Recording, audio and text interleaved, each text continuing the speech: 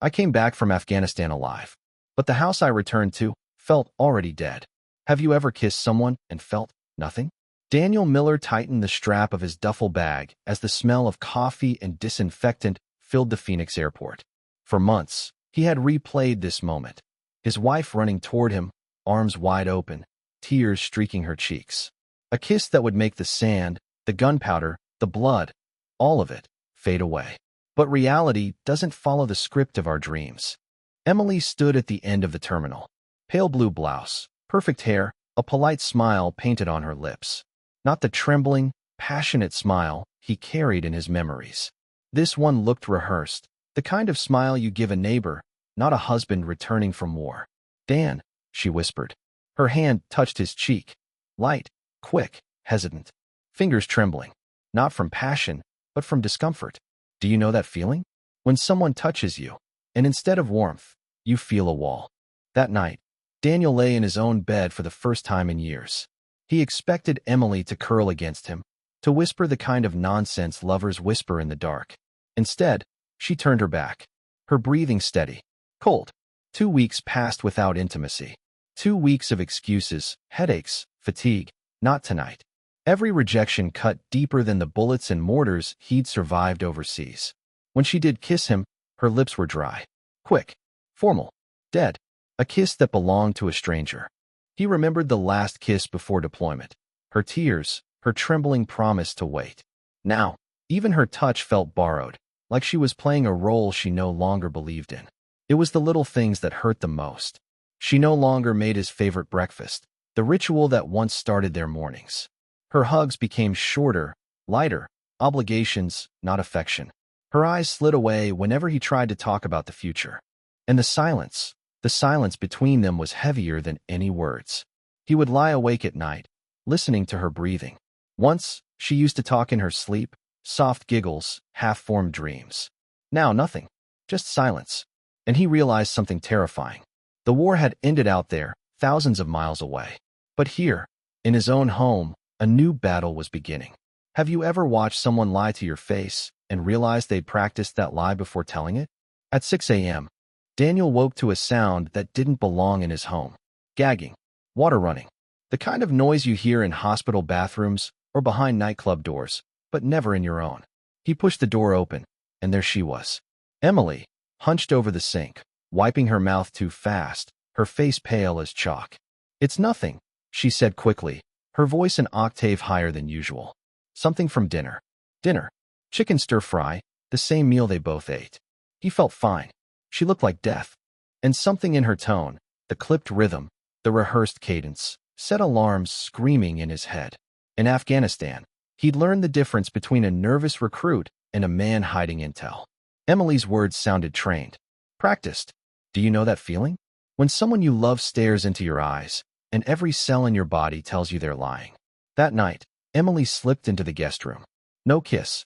No goodnight. Just a mumbled, too tired. Daniel sat in the master bedroom, staring at the ceiling fan circling slowly above him. Too tired. Before deployment, she'd stayed up just to eat with him, even if it meant losing sleep. Now she couldn't spare him 5 minutes. He tried again the next evening. She came home late, claiming overtime. Her blouse wrinkled, her perfume mixed with something else, a faint trace of cologne he didn't recognize. Daniel reached for her shoulder, gently, just to feel that she was still his. And her body stiffened, as if his touch was a burden. Her lips, when he kissed them, were dry, unyielding, like kissing desert sand. He pulled back slowly, staring at her face. She forced a smile, but it cracked at the edges. You okay? He asked softly.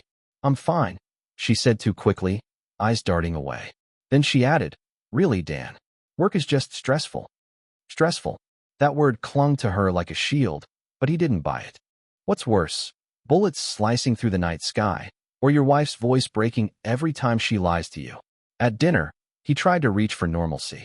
Maybe we should take a trip. Somewhere quiet. You always loved Sedona. Emily's fork clinked against her plate. She smiled, tight, polished, mechanical. Maybe. We'll see. Her eyes met his for a second, then fled. That smile haunted him. It was the same smile she'd given at the airport, the one that felt more like a mask than a welcome. And the little details kept piling up. Her phone, always face down on the counter. The new bottle of wine in the fridge, the brand she used to hate. Her wedding ring, which she now toyed with absent-mindedly, sliding it up and down her finger as though her hand couldn't decide if it belonged to him anymore. The silence between them grew thick, oppressive. Once, nights were filled with Emily's soft murmurs in her sleep. Half-formed words, giggles, dreams whispered into the dark. Now, Daniel lay awake beside her stillness, listening to nothing. And in that nothing, his chest burned. On patrol, silence meant danger. Silence meant ambush. And here, in his own home, silence meant something else, something far worse. Have you ever walked into your own home and realized it carried a scent that didn't belong to you? One evening, Daniel came home earlier than usual. The house was quiet, too quiet, the kind of quiet that presses against your ears until you feel something is wrong. Emily's purse lay on the counter. Her phone, as always, face down. And when she walked through the door 10 minutes later, her blouse carried a faint fragrance. Not hers, not his. A deeper, muskier cologne. "You're home early," she said, her tone too casual. She leaned over to kiss him, a quick brush of lips, mechanical, empty. "What's that smell?" Daniel asked softly. "What smell?" She shot back too fast. "Oh, probably from the elevator. My coworker David gave me a ride. His cologne is strong." David. Daniel knew the staff in her office. He'd been there. No David. No elevator. And the way her voice stumbled over the name, the slight pause before coworker, was the kind of hesitation soldiers noticed before a man betrayed his unit. Do you know that feeling? When your gut screams the truth long before your mind can process it. The days that followed were filled with details too sharp to ignore. Emily wore a new dress, silk, elegant, expensive. She said it was from a clearance rack. He smiled, but his chest tightened. Her salary as a secretary couldn't stretch that far. At dinner, she pushed food around her plate, pretending to eat. When he asked what was wrong, she shrugged, muttering about just being tired. He remembered her laughter before deployment, the way she'd sit cross-legged at the table, hair messy, teasing him about over-seasoning his steak. Now her laughter sounded different. Forced. Hollow. As if she were repeating a joke she no longer understood. At night, Emily left their bedroom more often, retreating to the guest room. "I don't want to disturb you," she whispered. But her absence disturbed him more than any restless movement. He lay awake, staring at the door between them, his chest aching as though the distance was measured in miles, not steps. And the phone, always face down, always within reach. Once, when it buzzed, she grabbed it too quickly, her hand trembling as she locked the screen. "Work," she said. But no one texts their boss at midnight. Little things. Always little things. In Afghanistan, little things saved lives. Footprints in the dust, the angle of a shadow, the way silence stretched before a firefight. Here, little things were telling him the truth Emily refused to say. One night, he set the table for dinner. 3 plates. 2 for them. And a third, empty, across from them. Emily froze. Why did you do that?" she stammered. Daniel looked at her calmly. "I thought we should make room for whoever's been joining us lately." Her fork slipped from her hand, clattering onto the plate. The sound rang like a gunshot in the silence between them. Have you ever realized the person sitting across from you was no longer your partner, but a stranger sharing your last name? Later that night, Emily retreated to the guest room again. Daniel sat in the darkness of their bedroom, his chest heavy, his hands steady. He'd faced enemies in uniform, carrying rifles. This one carried perfume and lies. And he knew. This was no longer about coldness or silence. This was about betrayal. Have you ever opened a drawer looking for something ordinary, and instead found proof your entire life was a lie? It was a Saturday morning. The kind of morning that should have felt peaceful, sunlight slipping through the blinds, coffee brewing in the kitchen. Daniel crouched by the filing cabinet, flipping through folders. He wasn't looking for secrets. Just the warranty papers for the refrigerator. But wars are won on accidents. And what he found wasn't a warranty. Tucked between insurance policies and tax receipts, a crumpled slip of paper caught his eye. Small. Folded. As if it didn't want to be seen. He pulled it free. The header read, Planned Parenthood, Phoenix. The letters froze his blood. His chest tightened as he scanned the rest. Date, 6 weeks ago. Service, pregnancy test plus consultation. Result, positive. Have you ever felt the world tilt under your feet? without moving an inch? Daniel sat back on the edge of the bed, the paper shaking in his hands. His mind did the math. 6 weeks ago, exactly when Emily's excuses began, they hadn't touched each other in 3 months. His throat locked. The silence in the room pressed against him like a coffin lid. The child wasn't his. He remembered firefights in Afghanistan, the whistle of mortars, the split-second scream of incoming rockets. Those moments were chaos, fire, adrenaline. But this was colder, sharper, a clean cut to the soul. Emily came home that evening, humming softly as she set her purse down. She wore that new dress again, the one she claimed was on sale. She smiled at him, bright and careless. "Thinking Chinese tonight?"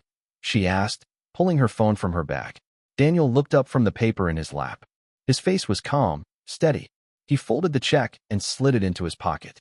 "Sure," he said evenly. "Chinese sounds good." She didn't notice his voice was too level. Didn't see the storm behind his eyes. She carried on, chatting about work, about deadlines, about how her boss might be considering her for a raise. "Do you know what it's like to sit across from someone, listening to their lies, and realize you're already planning your next move?" He nodded at her stories, his mind elsewhere. The soldier in him had returned. The man who once mapped ambushes in the desert was now mapping betrayal in his own kitchen. That night, Emily curled up on the couch with her phone, giggling at texts she wouldn't let him see. Daniel sat in his chair, silent, watching. Every vibration of her screen was another nail in the coffin of their marriage. But he didn't shout, didn't rage. He'd learned patience in war. He could wait. He slipped into their bedroom later, alone.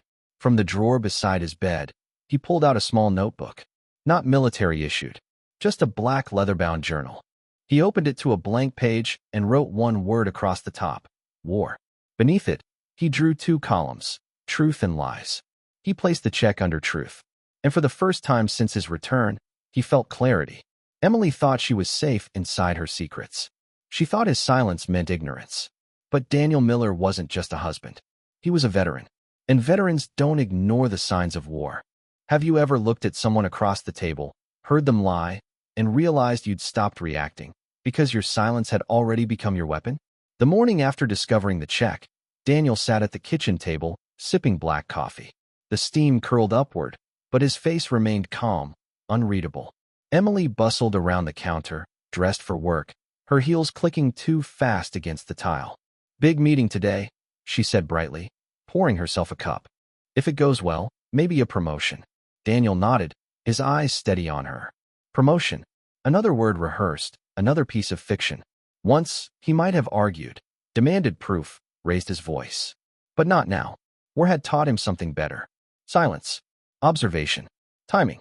He chewed his toast slowly, nodding at the right moments, his mind already elsewhere. Information first. Action later. Do you know that feeling? When the battlefield shifts under your feet, but you realize you're still the one in control, because you're the only one who sees the truth. That afternoon, Daniel drove across Phoenix to a downtown office. The gold letters on the frosted glass read, "Linda Brooks, family law attorney." She was in her 40s, sharp-eyed, her blazer immaculate. She studied the check he laid before her. "Do you want to save the marriage?" she asked, her tone clinical, not unkind. Daniel stared out the window for a moment. "I want the truth. After that, I'll decide if it's worth saving." Linda folded her hands. "Then you'll need evidence. Solid. Don't confront her until you have it. The moment she knows you're onto her, she'll hide better." She slid a card across the desk. "Mark Sullivan, private investigator. He's good and quiet." Daniel picked up the card, the weight of it heavier than steel. This wasn't an argument anymore. This was reconnaissance.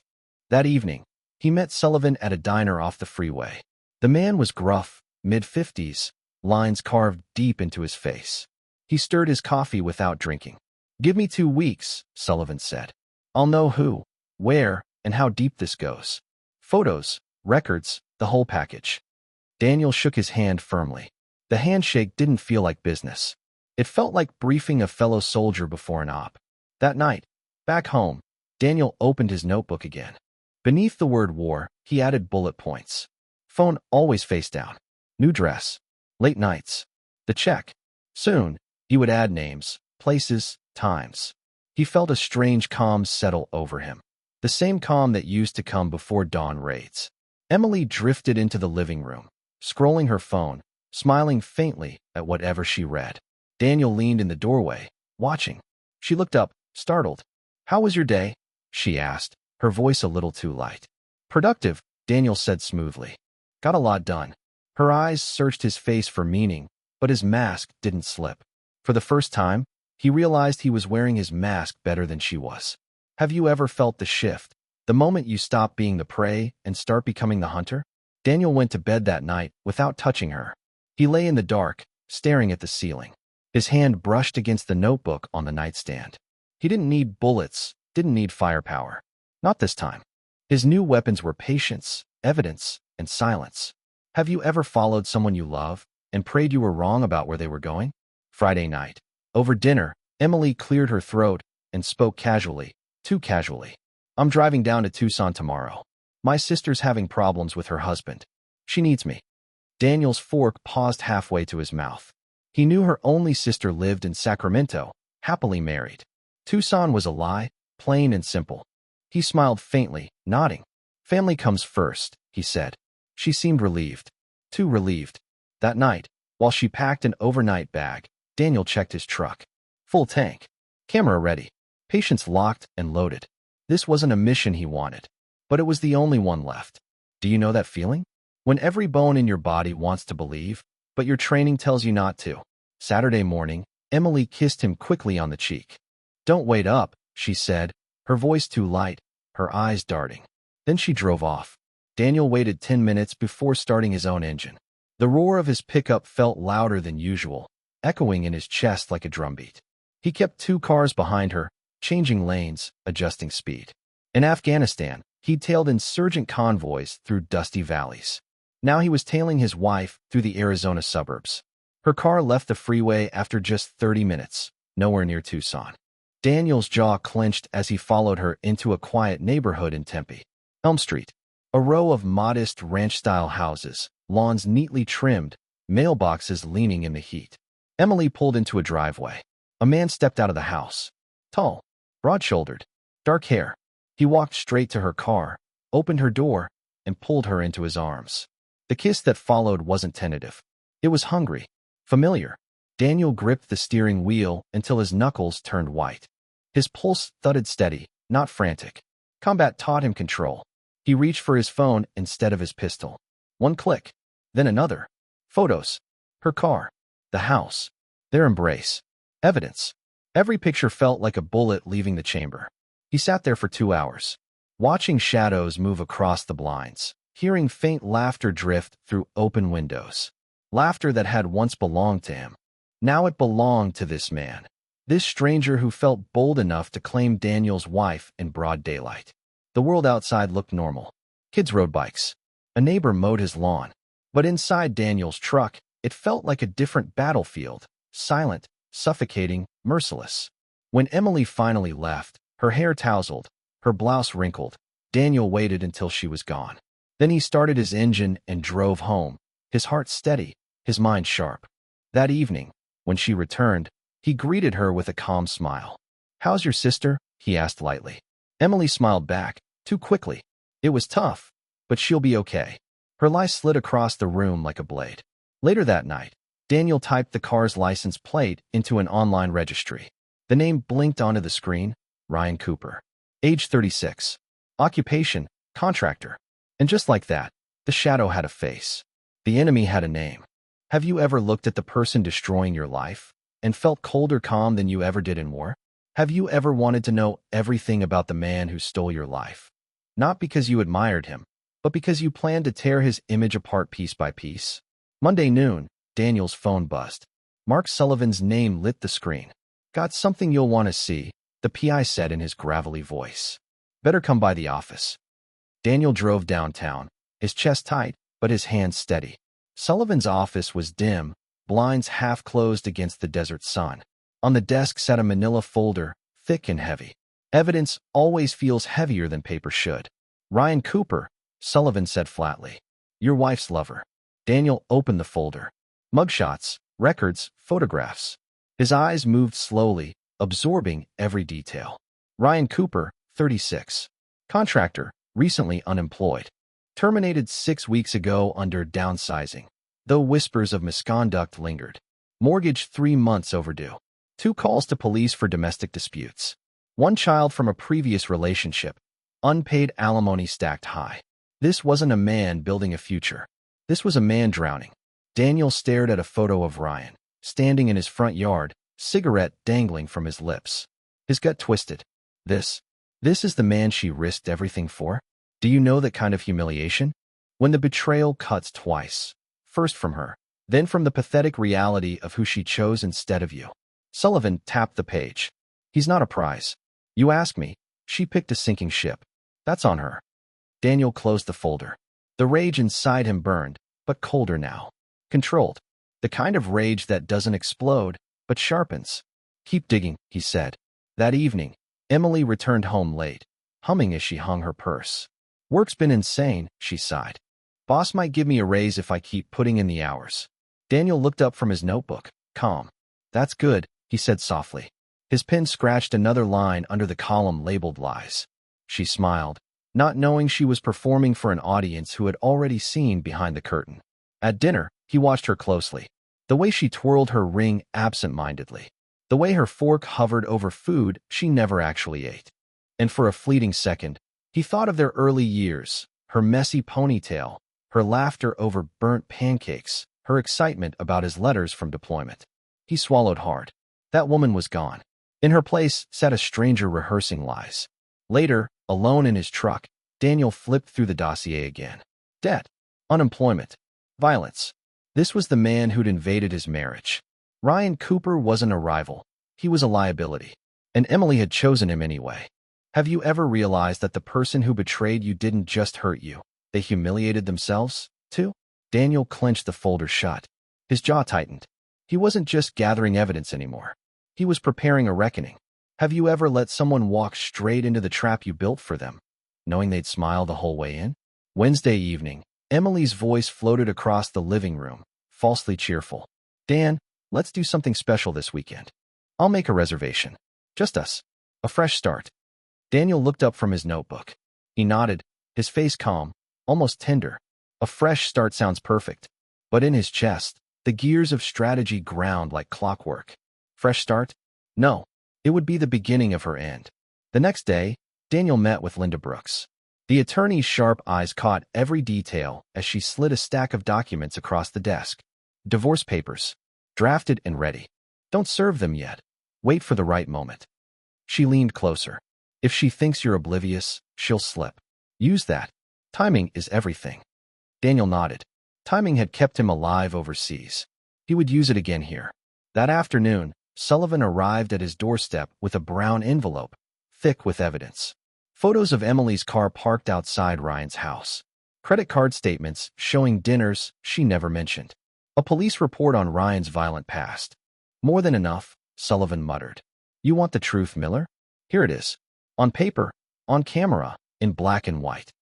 Daniel gripped the envelope. It felt like holding live ammunition. Saturday came. They drove to Romano's, the Italian restaurant where they'd shared their first date. Emily wore a new sapphire blue dress, her hair perfectly styled, her perfume heavy. She looked radiant, almost glowing, but Daniel saw it for what it was, a mask polished to hide decay. Do you know that feeling? Sitting across from someone you once loved, realizing they dressed up not for you, but for their own performance? The waiter seated them by the window, candles flickering between them. Emily's smile looked brighter than ever, her hand trembling slightly as she lifted her glass. I have wonderful news, she said, her eyes shining. We're going to be parents. The words fell like a grenade on the table. Emily waited, expecting tears of joy, expecting his embrace. Daniel blinked once, twice, then forced a smile, the perfect imitation of awe. Really? That's incredible. She squeezed his hand, relief washing across her face. I knew you'd be happy. But Daniel's other hand slid beneath the table, brushing against the brown envelope tucked beside him. His mask stayed in place, but his pulse beat with cold clarity. He let her talk, about names, about nurseries, about how this child would bring them closer. Every sentence was a dagger she didn't know she was twisting herself. Then, calmly, he set the envelope on the table. Emily's smile faltered. "What's that?" she asked, laughter forced in her throat. "Go ahead," Daniel said softly. "Open it." Her fingers shook as she pulled the flap. Photographs spilled onto the white linen. Her car, Ryan's arms, late-night dinners, police records. Her laughter died. Her face went pale. Have you ever watched a mask slip so suddenly you could almost hear it shatter? Emily's hand hovered over the evidence, frozen. Her lips parted, searching for words that wouldn't come. Around them, the restaurant buzzed with quiet conversation, glasses clinking, forks scraping. But at their table, silence reigned. Have you ever seen someone's entire world collapse in their eyes and realize they built that world on lies? Emily's fingers trembled as she spread the photos across the table. Images of her car parked at Ryan's. Her hand in his arm curled around her waist. Police records. Debts. A life she hadn't mentioned, hidden in the shadows. Her wineglass shook in her other hand. A drop spilled onto the white tablecloth, blooming red like a wound. "Dan, I can explain," she whispered. Daniel leaned back, his face calm, his voice colder than the air-conditioned restaurant around them. "Explain how you got pregnant when we haven't touched each other in 3 months? Explain the late nights, the new dresses, the lies about Tucson? Or maybe explain Ryan Cooper." Her mouth opened, but only a choked sound came out. The mask she'd worn for months had shattered. "Please," she said finally, her voice breaking. "It wasn't supposed to happen this way. I didn't mean." Daniel cut her off with a raised hand. "You meant enough to keep lying." People at nearby tables glanced their way, whispers rising. Emily stood suddenly, knocking her chair back. "This isn't what you think," she blurted, her voice too loud. Daniel stayed seated, collected, the soldier still inside him. "It's exactly what I think." Emily's eyes darted around, searching for escape. She rushed from the table, nearly tripping on the edge of her dress. The restaurant's murmur grew louder as heads turned. Daniel didn't follow. Not yet. He gave her seconds, just enough rope to hang her own excuses on. Then he rose, walking calmly after her. Outside, the parking lot was lit by harsh yellow lamps. Emily sat on the curb, face buried in her hands, shoulders heaving. She looked small, broken. "Dan," she sobbed when she saw him. "I never wanted to hurt you. I thought I could keep it separate. I thought maybe we could still." Her words dissolved into the night. Daniel stared down at her, his voice steady. "You thought I wouldn't see it. You thought I was blind." She reached for him, but he stepped back. "I was fighting for my life overseas, and you were fighting for your lies at home." Her tears streaked her face, mascara running black lines across her cheeks. She shook her head violently. "He's not what you think. Ryan loves me, Daniel's laugh was dry, humorless. He pulled the police record from the folder and tossed it at her feet. "He loves you? He can't even love himself. He's a drunk, a debtor, a coward. That's who you chose." The papers fluttered across the pavement, a dark echo of confetti.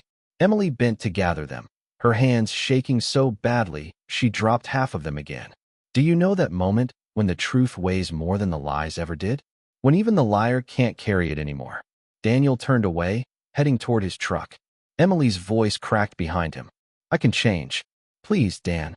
I made a mistake. The biggest mistake of my life." He didn't look back. The keys jingled in his hand, metallic and final. He opened the door, slid inside, and the engine roared to life. In the rearview mirror, he saw her still kneeling on the asphalt, clutching papers, framed in the yellow glow of the lamps.